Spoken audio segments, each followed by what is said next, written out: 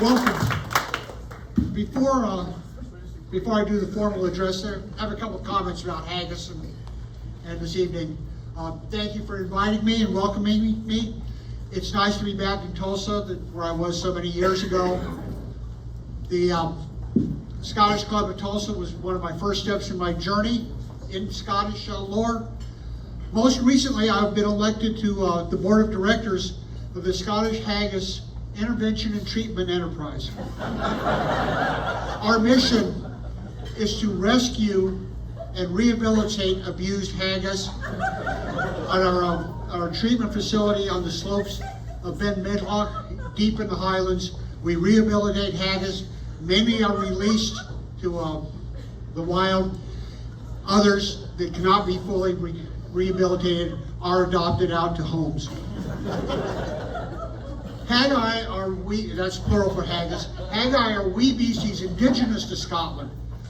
There is a slanderous rumor that they are butcher shop leftovers mixed with spice oatmeal and stuffed in his sheep's stomach.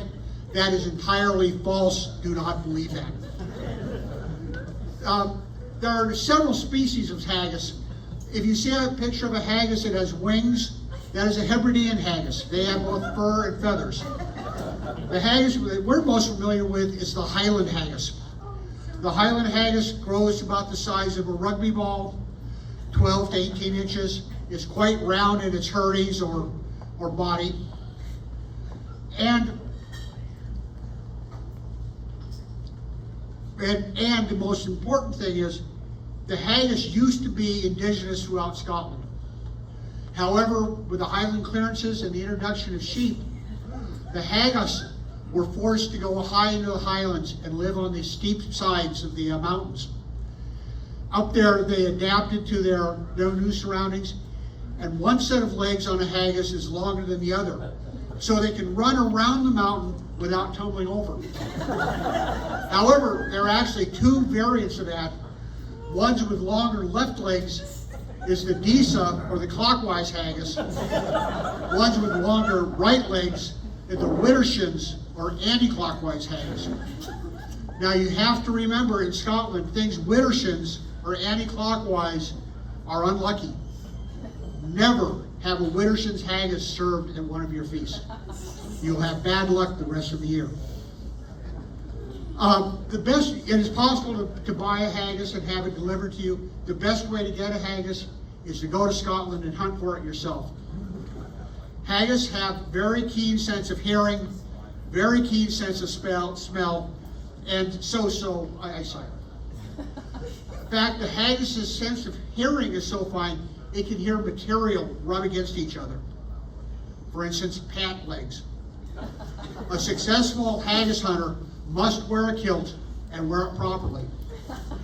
I unfortunately have attended several burn suppers where the host starts the evening in this manner. Ladies and gentlemen, I regret this evening we have no haggis because I wore underpants. The haggis' sense of smell is very strong. It can smell a human from a half mile away. The successful hunter must mask his smell with an agent that hides that.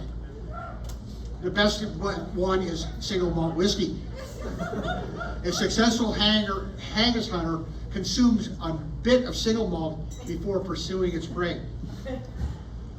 Also, the haggis' eyesight, while not good, can perceive if something is walking directly to it. The successful haggis hunter develops a technique of weaving and dodging and staggering towards the haggis. Again, very liberal consumption of single malt helps develop this technique of stottering towards the haggis.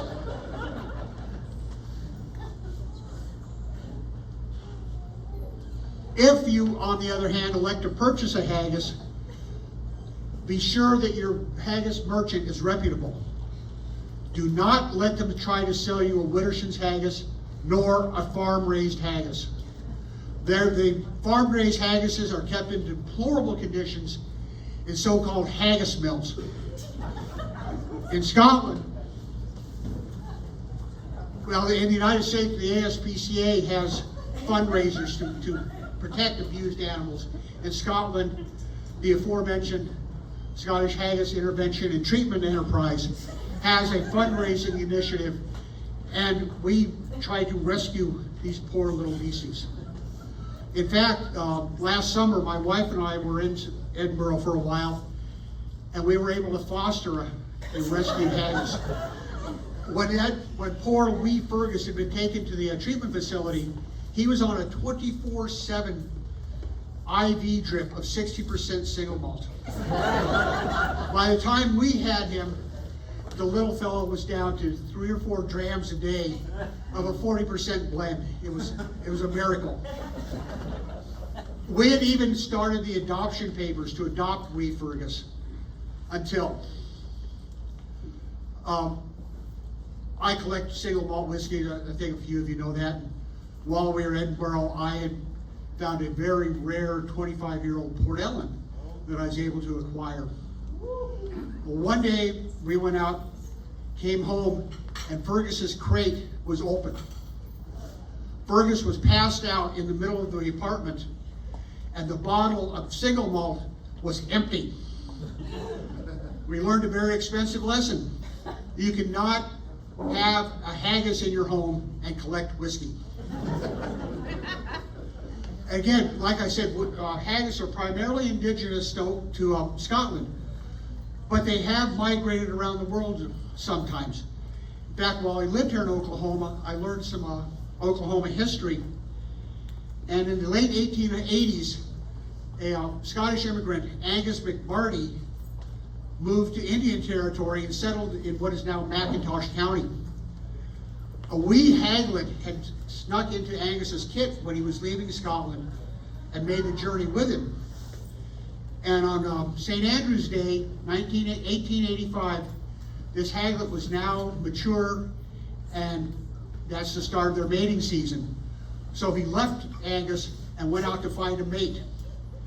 After searching for a while, he finally found a suitable sized mate, set up house with her, and she was an armadillo. They had the rare haggadillos.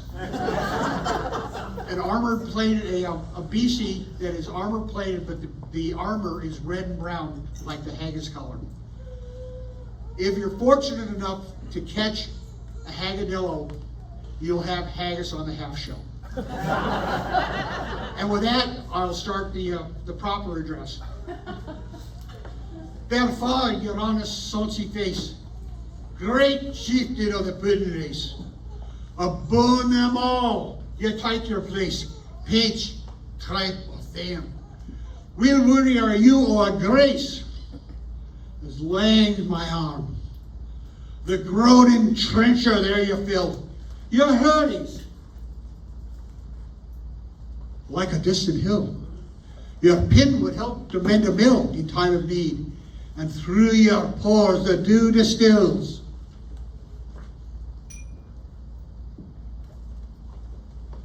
Like amber bead.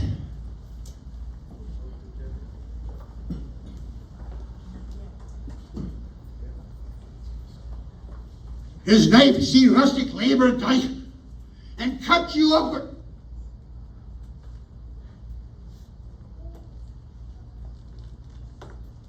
Let me get something appropriate.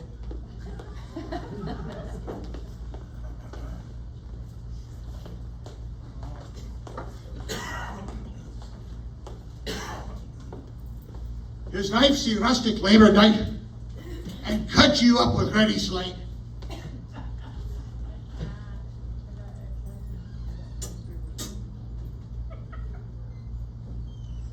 Drenching your gushing entrails white on any ditch. And then, oh, what a glorious sight, warm, reeking, and rich. Then horn for horn they stretch and stride, deal take the hindmost all they strive to lull their well-swalt kites alive, bent like drums. And the old good men, they like their eye, bid me thank it hums. Is there that hour his French ragout, or olio with star soup, or fricassee would make her spew with perfect scorn, look down with sneer and scornful view on sick dinner. Poor devil save ours trash, as feckless as a withered rash, his spindle shank a mere whiplash, his knave a nit, through bloody floods or field to dash. Oh, how unfit! But mark the rustic haggis fed, the trembling earth resounds his tread. Clap in his wally knave of bled, and he'll make it whistle. And then legs and arms and heads will sned like taps of thistle. Ye powers that make mankind your care, and dish them out their bill of fare. Old Scotland wants me skinking weir their jumps and luggies. But if you want her grateful prayer, gie her a haggis. Gie her a haggis. Woo! To the haggis. To the haggis.